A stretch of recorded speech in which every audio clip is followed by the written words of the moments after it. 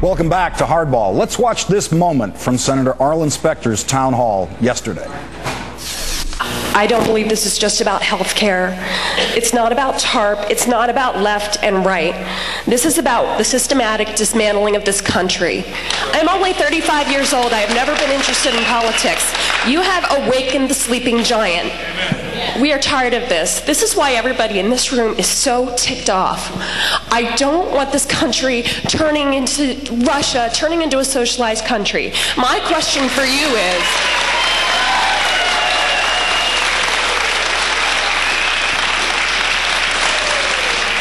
what are you going to do to restore this country back to what our founders created according to the Constitution?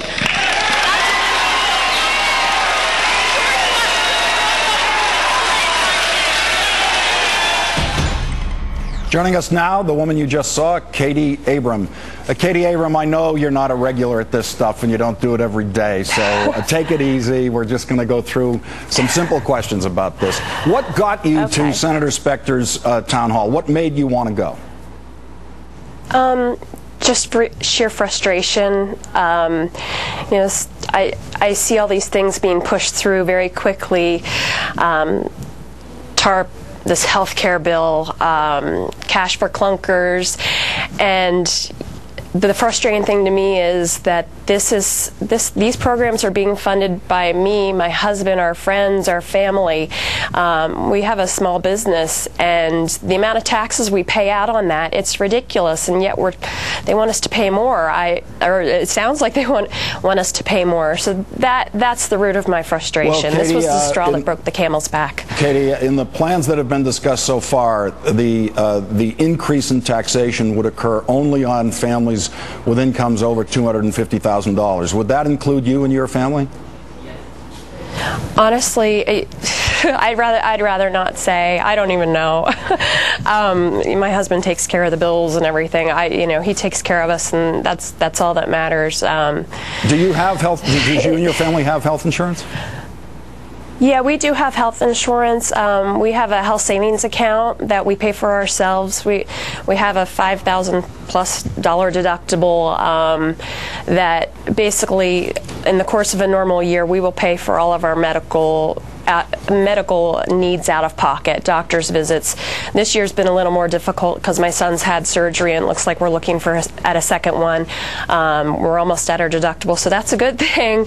But that was a choice that we made. That's what we wanted to do. And I want to be able to keep that choice. I don't want to be forced or slowly coaxed into a single-payer system. I want to have my choice. Well, do you believe the president when he says, if you like the health care plan you have, as you say you do, you can keep that health care plan? Is that something, when you hear it, you simply don't believe it?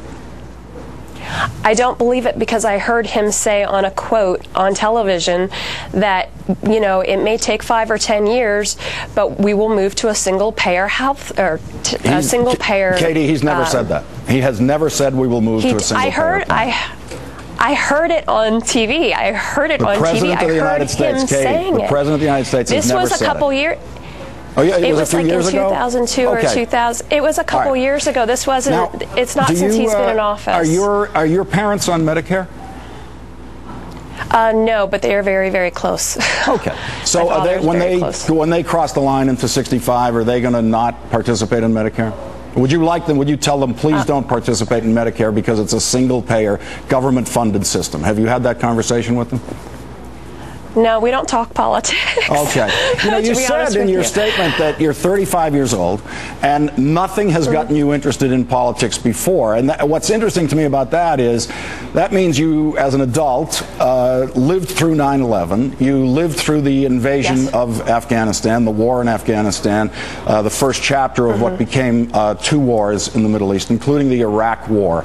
You lived through all of that and were not, as you put it, awakened into an interest in politics. How could those things pass through your life like this and not spark any interest in politics prior to the Washington saying, we think we want to help out some people who can't afford health insurance the way you can?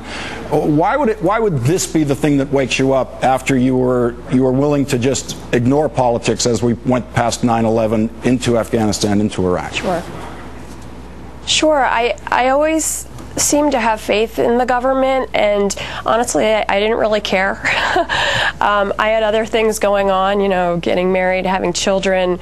It wasn't a priority in my life, and you know, I really didn't start even watching the news at all, I think, until maybe 1991, I guess it was, when we first went to the Gulf War. I remember watching CNN with my dad and watching the infrared missiles going across that you could see, and I think to me, I mean, maybe I'm just not that smart, but you know, it seems like we've kind of been at war since then. I mean, or maybe even before. I don't know. It just always seems like we're having some kind of conflict. So that, you know, whether about wars, I don't know. That just seems commonplace now. I think everybody's just so used to it.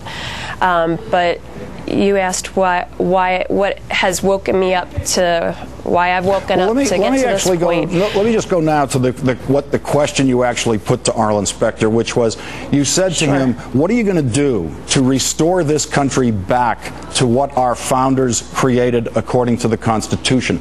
Let's just go through a checklist of what you think that would require. I assume that would require repealing Medicare, because that's a single-payer, government-funded healthcare system, which is socialism. I agree with you, by the way, that is socialism. I think it's successful, practical, smart socialism, but it is definitely socialism. So you would want to repeal that, wouldn't you? I'd hate to have words put in my mouth. I mean, I honestly, well, the founding fathers did not anticipate Medicare, so we can repeal that, can't we, in order to get back to what you think the founding fathers would have us do? Yeah, I think a lot of the programs that are in place were not supposed to be Then here. Let's repeal them, right? Wouldn't you then want to repeal them? Wouldn't you want Senator Specter to go in and repeal Medicare and repeal Social Security? Because that's actually a piece of socialism that we imported from Germany. Bismarck invented that program. So we should, that is also socialism. I agree with you on that. Again, I think it is smart, practical socialism, but it is socialism. So I guess you'd want us to repeal that. I'd hate to say yes or no. I mean, I mean, there are programs in place that, you know, the founders did not want to have here. You know, I know that there are people out there that can't afford health insurance, that can't afford a lot of different things. And, you know, with the founders, they thought and hoped that the goodness of the people would allow the people to take care of those who were doing without. And I know that may seem naive in today's, you know, world. We stayed at a friend's house last night who is, you know, at the other end of the spectrum than what I am, and we've had political debates a million times over, and he thought, isn't it naive that, you know, to think that way? People don't do that anymore. And I said, not everybody, but a lot of people that I know go on missions. Katy, they volunteer. Katy, I assume when you were having that debate in your friend's house, it was a civil debate and no punches were thrown and everybody had a perfectly decent disagreement, right? Yeah, pretty much. I wouldn't punch him. That's the way I think we can discuss this in this country. Katy Abram, thank you very much for doing this today. I know this is not what you do every day, and I appreciate you coming in. Okay, thank you. Okay.